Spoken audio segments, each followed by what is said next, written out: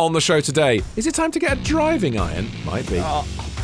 Yes, please. And also, we've got positives.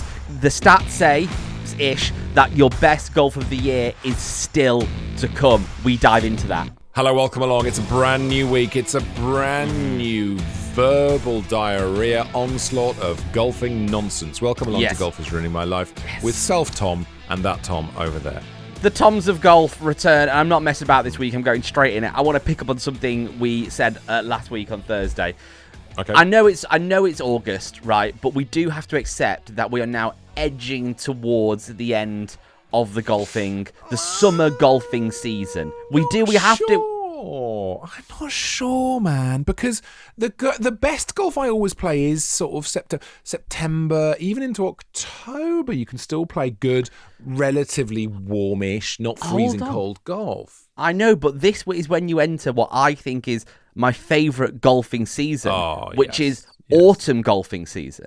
I don't think I want to view the end of summer as a bad thing. It's early August. It's like someone saying on June the 28th. Oh, the nights are drawing in. Let's just. I know.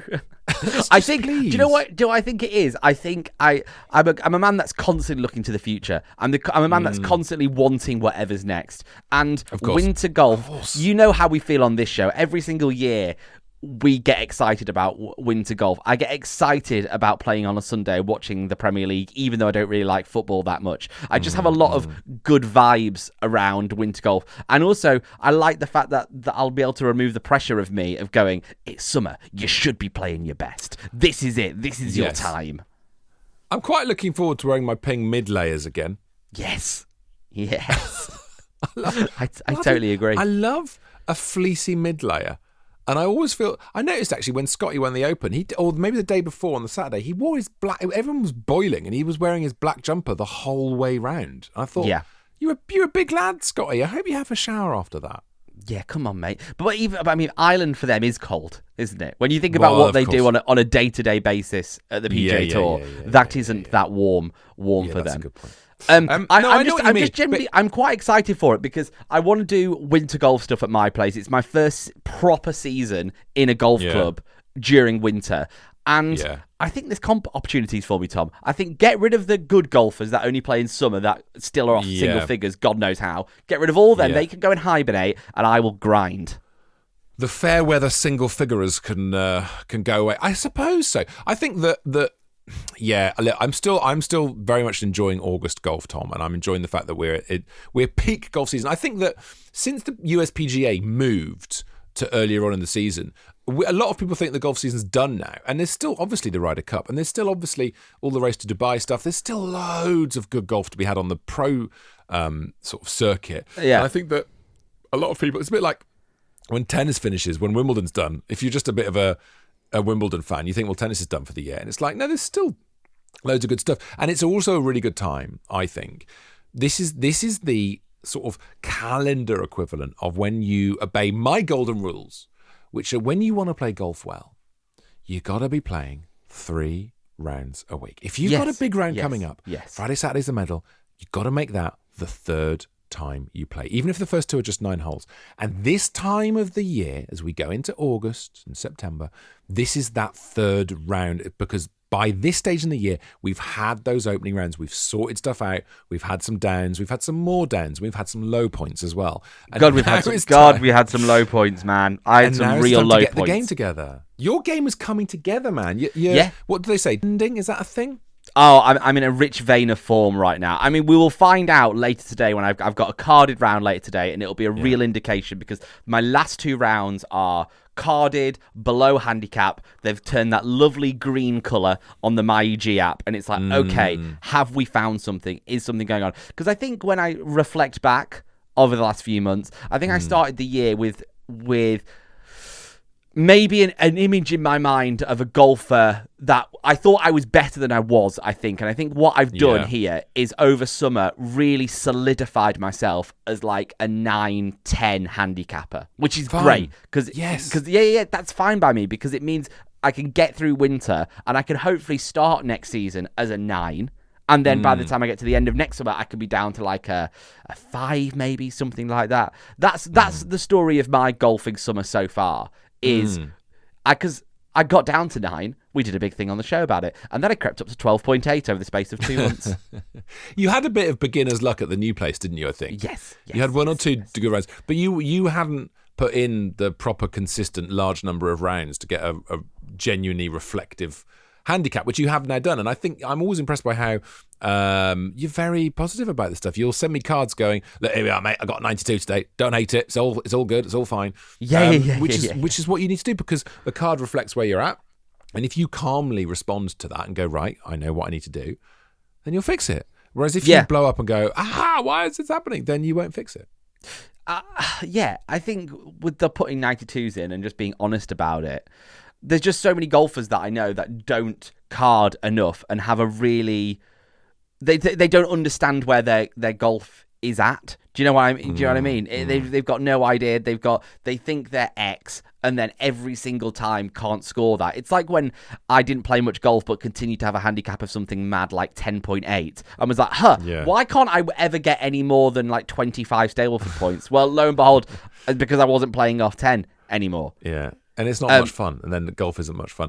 I mean, that's something which I'm really into at the moment. Is I've made a couple of swing changes. I was lucky enough that Howard Bonacorsi, who is a coach down in Kent, and he's absolutely fantastic. If you're looking for lessons, he's at Golf for You on Instagram. And Howard watched our video of the Renaissance, where I played really nice golf. I shot 8 over around the Renaissance, and it was one of my favourite rounds of the year so far. And Howard watched it and went, yeah, looking good, swing's nice. He said both of us have got way too many moving parts in our putting stroke. By the way, Tom. Sophie Walker said this about No, I do know this. I do know. But I'm putting well at the moment, so I refuse to I'm not changing it. It's all going too well. Of course. But he then said to me, you're still goat humping. You're still at an early extension. And then he said, here's a video you need to watch. I watched the video, played off the back of that, really nice. Watched another video of me playing, realised I'm still doing something, watched another video from this same coach, whose name I can't remember. And now I've made some like really fundamental changes to my address. So I was when I was addressing the ball, my hands were quite far away from my body. And I was watching this video that talked about how you have to imagine you're just holding a beach ball between your hands and your torso, right? Okay, So your hand, and I never did that. And I was like, oh my God, that feels so weird. And then when you first move away from the ball, something I was doing was my right hip, I'm right-handed, my right hip shoots back straight away, okay? And it's a bit like... that goes to the furthest point, and then my arms and everything else has to then catch up with that, and that's stretchy and hard. It's like it's being dragged by the wrong bit of my body. Now, having watched this video, I lead with the arms, so I start with the shoulders moving, and then the right hip drops back and still gets to that position, but it goes second. So it's like arms first, then the hips. As a result, the quality of strike I suddenly got was but different noises, better club speed.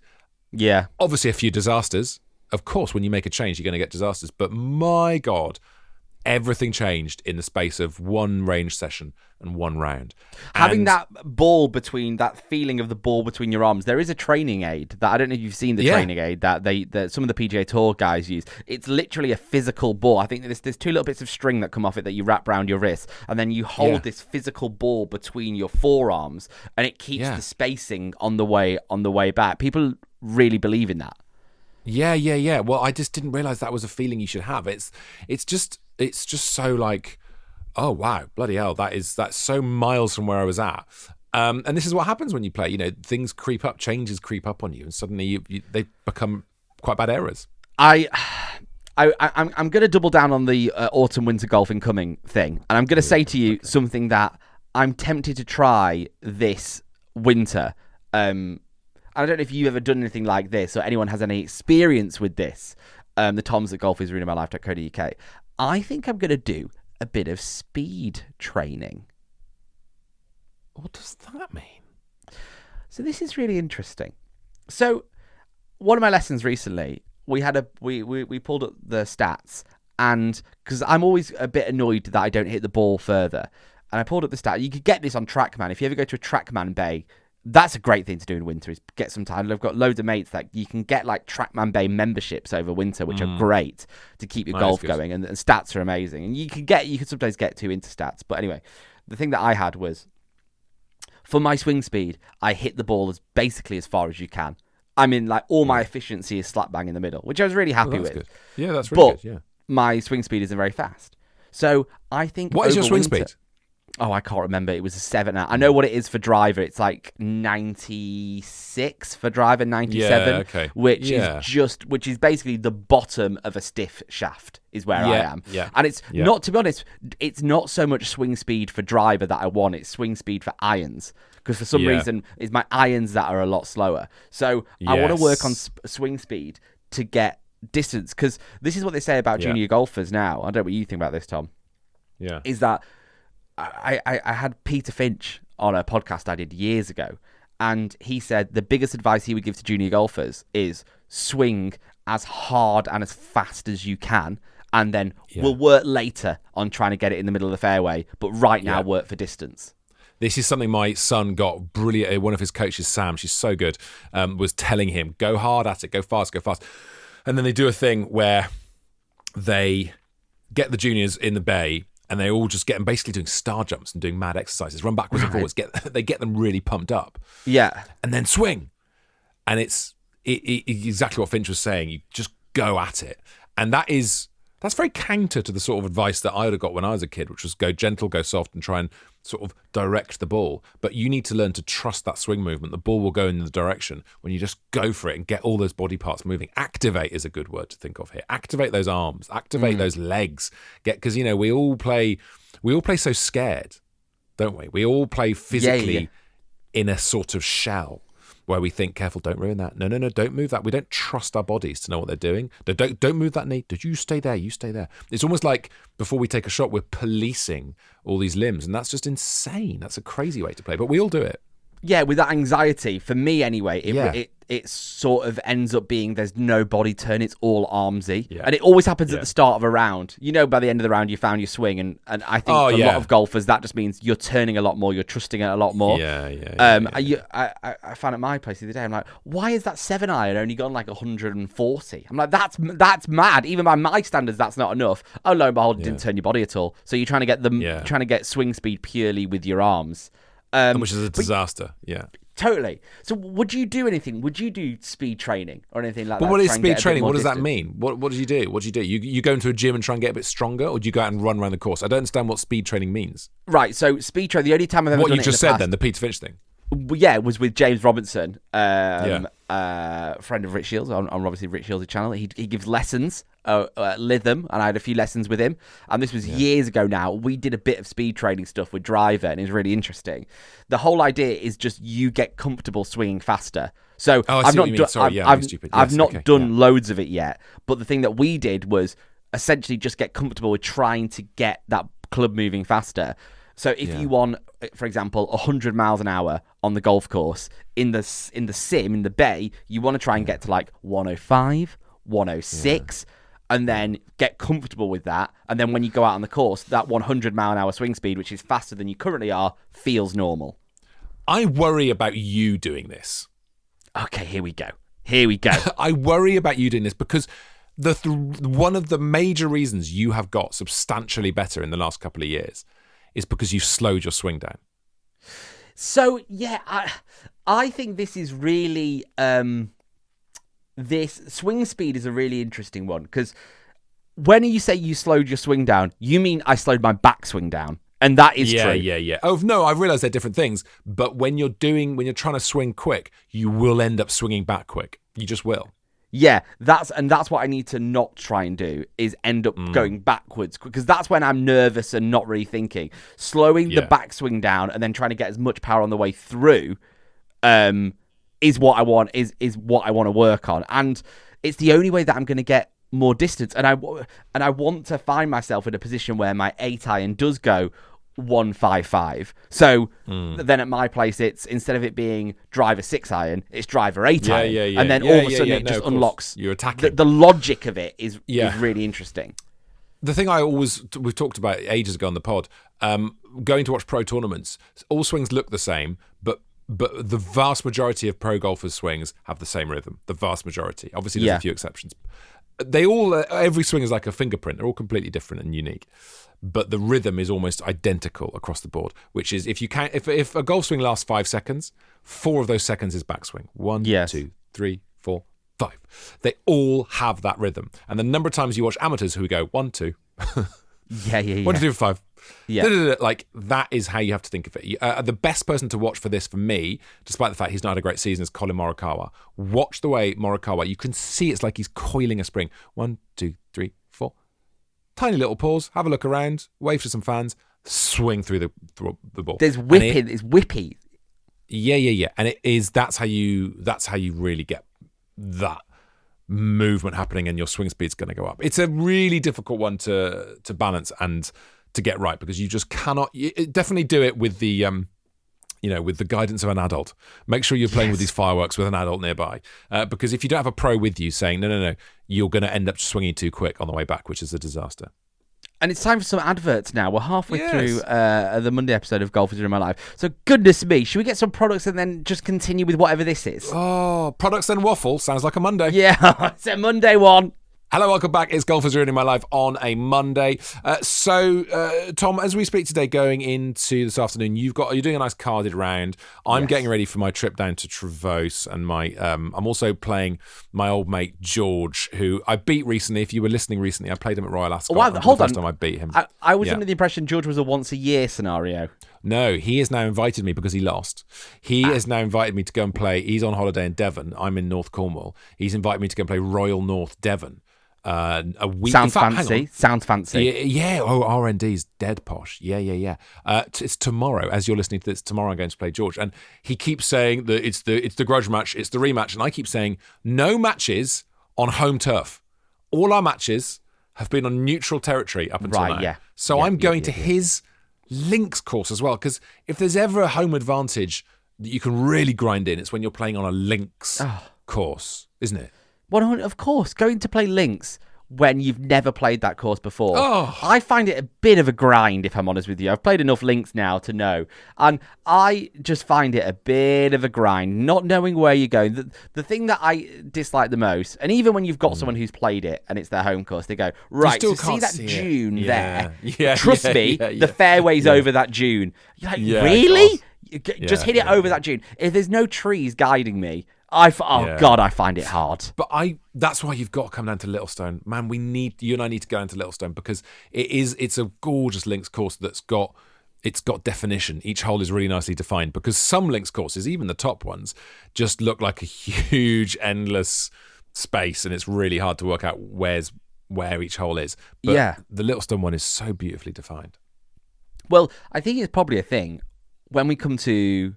I'm going to go back to my friend the W, winter. When winter's here and the Parkland Golf becomes a little bit horrible, I think that's when a Littlestone trip will happen. If you remember rightly, I planned my insane January golf trip, which on reflection was probably one of my most insane moves ever. I was on holiday in December and started texting my mates, being like, should we go for a golf trip on the second week of Jan? And they were like... That's how Morocco was born, isn't it? That's how the Morocco trip was born. No, Morocco happened last summer. Yeah, Morocco happened last summer when I was tasked with booking my boys' my Preston boys golf trip, and I put in hours of time with My Golf Travel or whoever it was to get an amazing trip together. I was given a budget. Lovely I got it quotes, that all budget. the emails, doing the admin, Tom, doing what you do best. I thought, do what I do best. Came to the day of payment, everyone bailed. It was just, I'm still annoyed by it. It ended up in North Wales, which was fine. Actually took so long to get to North Wales, I could have got to Morocco in the time, 6.5 hours to get home. Mm-hmm. Anyway, that's by the by. I went on a January golf trip this year, and we played links golf, and lo and behold, Tom, it played beautifully. So I think that's when Littlestone will happen, when our places are a bog. Not that I've ever played my place in winter, so I can't really say that. But it happens to Parkland Golf. We will descend to the links. That's what the links is. It's the ground that links the seaside to the farmland. It's the ground that was no good for anything because it didn't hold moisture. That's why it's so good for golf, because it drains beautifully out to sea and whatever. So it is going to be playable, and we will definitely get on a crisp November morning. God, Tom, you love it. Oh yeah, it's such a bit of me. It is. I remember playing at your friend of mine, Silathon Solway, in January, and it was probably the coldest round of golf I ever had. It was completely blue out there. It was a lovely day for it. We stuck waterproofs on purely for their heating capacity. It was that cold out there. Let's not get too bogged. Thank you. Down in winter golf just yet. It is still very much August. What are our aims and achievements and ambitions between now and, let's say, I want to say mid-October, because mid-October often feels when the mats might appear and a few holes might close because of water issues. So while we've still got the hours, the daylight, and the will to live, what do we want to achieve? What would make you feel like this has been a great year for your golf? Which for you, I think it already has. I would like to get down to single figures again, and I really think that's going to happen by the end of the year. I think I would like to get myself to 9 point something and hold it around that. What do you have to do to get to that? What have you got to do with your game? I have to hope that this vein of good form is just me now. Do you know what you say? Do you know? I have your thought in my mind where you go when you hit a bad shot and go, well, this is just me. I've been discovered. Yeah. I knew I was a bad golfer, right? Yeah. I've sort of got the opposite of that at the moment, where I've got this good golf happening, and I need to start to believe that is the sort of golf that I like. Going out there and shooting 12 over at my place is really good going, in my opinion. It puts you off a handicap of about 9 point something, 12, 11 over, like that, right? Yeah. And when you play those rounds, you walk off 18 and going, I don't understand how I could ever shoot more than that. Like, it was so easy. So what I'm hoping is, having driver back in my bag, I can get down to 9 again. And if I can finish the season by going, I'm a solid 9, I will be over the moon.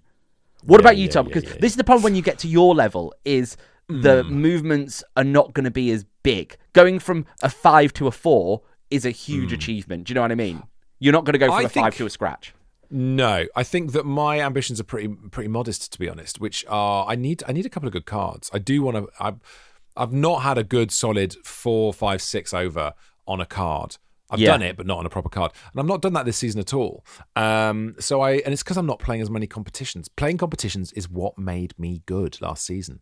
Playing loads of comps sharpened it, and I'm just not doing it. I've gone a bit live this season, and I need to get a couple of good cards in. That's something I really want to do.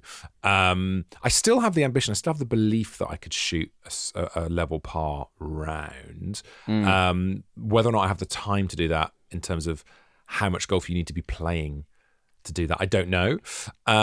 But yeah, I just think that I want to get to that place where I feel like, as you've just described, a bad shot is a blip and the good stuff is the default. That's the moment. And it's called confidence, isn't it? So that you can go out and you can enjoy golf and make choices on the course and go, yeah, I know I've got a really good power fade I can hit here. I know that's going to happen. Just trusting it. And just trusting it, confidence and trust. Because when you've got confidence and trust, then you do go and get your double bogey or your 7 or something disgusting on your card. But you're less likely to fall apart because you still have a bit of resilience, a bit of robust momentum behind you that makes you think, that's okay, that was a bit of an aberration. I'll get a little par train up and running. I just want to get into that state of mind, because it's from that you A, shoot good scores, and B, make some bloody good memories on the course. Have a really good time. That's what I really want to do. But you are right. We are now entering the period, and even we're a bit ahead of the period of when, because I totally agree with you. It is September and early October. If you get the good weather, often September, more and more these days, can be glorious. We had a heat wave in September a few years ago. That is when all the graph that you put in over summer comes to the surface and you get those good scores. You're so confident now standing on the first, or at least I am. I'm so comfortable now going, I know the club, I know where it's going to go, I know I've got so many birdies on this hole now on the first at my place because it's such a birdieable hole that you go, let's go, let's get this. It's nice that you open with a birdieable hole. We've got that at Littlestone. We've got a very short par 4, but I never birdied the blooming thing. But it's a really, really solid way to start, because you can birdie that. It's such a short par 4 and it's not a hard par 4 really. But that's what they say about links golf, don't they? Say a lot of them open with a soft handshake. That's what they say. I didn't know that. Is that a thing? Yeah, it's a saying about links golf, that it starts with a soft handshake to ease you in, to go, welcome, this is all fine, isn't it? And then long par 4, and then that's when it gets you. Yeah, that is exactly what happens. The soft handshake. Yeah, definitely. So yeah, I'm just keen. My ambitions are to shoot a couple of good scores. That's what I really want to do. Yeah, I also am quite keen, because there's a lot of talk at the moment about the IDI driving irons from Ping. Obviously, Ping are good friends. I'm keen to try a little bit of different stuff as well, because I've never had a 2-iron or a 3-iron in my bag, and I really want to try. I really want to try that, because there's a golfer that I play with quite a lot who basically exclusively uses a 2-iron off the tee, and it's a baller move. Yeah. Well, they're not that hard to hit off the tee. They're really not. They're hard to hit off the deck. Yeah. But off the tee, if you as long as you get the tee height correct, that's something which I got really bogged down talking to Amos about that the other day. I was so inconsistent with what height I put the ball at. I sometimes drive better in winter because I'm using Castle tees. It's always the same height. Yeah, and I realised that if you tee for driver, the lower the ball, the more likely you are to fade it. The higher the ball, the more likely you are to draw/hook it. And I hadn't done that math. Is that right? I didn't know this. Is that true? Huh. Yeah, because if it's teed up higher, you swoop it off a bit more and you come round on it. And if you tee it up lower, you tend to go down on it, try and make sure you really get it off there, and you can hit a fade. That's my experience, and I think that is broadly accepted wisdom. Because I went on the first tee, hit a beautiful shot. I teed it up way too high and hit a massive hook, and he was like, "Yes, because you teed it up so high." Going after a certain shot that you want for vanity reasons, I think is such a big issue, because. Yeah, I've stumbled on this recently. Like when I was away on my golfing trip, there's 2 great golfers on there who hit absolute bombs, like high. Like this one golfer, it's the guy that shot like 2 over on the day before my wedding, right? He hits this absolute. It comes down with snow on it. It's that high, right? It's sort of that level of golf shot. Yeah. And I was like, oh, this looks amazing. It's like a professional golf shot. And then I hit my sort of more. I don't want to call it a bunt drive because that's unfair on myself, but there's absolutely no backspin on this bad boy, right? And it's just cuts through the air. And I was out driving him, right? And there was a couple of moments where I've hit this little punchy one, no backspin, and it's gone a mile at my place. And then I went on the driving range and tried and hit these high ones and got a bit used to hitting this high one. Brought that to the golf course. It doesn't go anywhere near as far. You get all this backspin on it. It goes so high, it lands dead. Part of me goes, do you know what? Just hit the shape that works for you, because the results are often better. Hit this little punchy 0 backspin, runs a mile. Yeah, of course. That is what Lee was doing at the Open a couple of weeks ago. He was hitting it very fadey, but you go low, especially at a link, especially in summer, anywhere in summer. Yeah, absolutely, it'll go further, and that's why it's interesting to investigate a 2-iron or a 3-iron, because they do tend to go lower, so you can actually get a lot of control. And also, what's great about those clubs is, when you want the bunt out the woods and out the trees and all that sort of stuff, you can do loads with them there. They're really good for that stuff. Yeah, it's also just something cool to have in your bag. And also, as I've said on the show, I'm a 13 club man at the moment. There is space. There is space. The heart says the head says get a wedge. The heart says get a 2-iron. Yeah. Do it, man. That's the next step for you. All right, look, are we rapidly approaching time today? Yeah, I think we are. So we need your emails, the toms@golfisruiningmylife.co.uk for email corner, which will return next week, £50 with Golf Bidder for the best email. There's so many good ones at the moment. I guess we still want people's celebs they've seen on a golf course. Yeah. I'm enjoying those. Keep them coming. We still want that. And I think we want... Okay, we've done the hard yards of summer golf now. We should be getting into good form. What do we think is achievable as we get into August, September? Because I think that's it's. Tom, you've got me buzzed with what you've said. I think we've all got that good card now coming. We've put the work. We've got a trophy moment. We've got a trophy moment. Let's not put pressure on ourselves. Enjoyment is fundamentally what we're going to do. Obviously, suffering is secretly what we're actually going to do. But don't put pressure. But know that you will have built some momentum. So there are some good scores incoming. Keep the faith and stay patient, and they can come. Young child. Yeah, exactly. Child. It's all. I also want. We mentioned this the other day, and I still want more of these.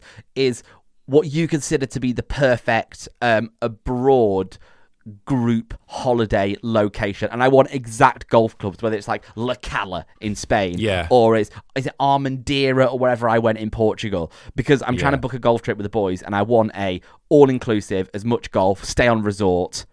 Yeah. I need to take the admin out of it. There's 2 different types of golf trips. There's the one that you go to and you drive around to all these great courses. It's admin heavy. Or there's you all turn up to one location and just play the 2 or 3 courses that are there. That's what I want.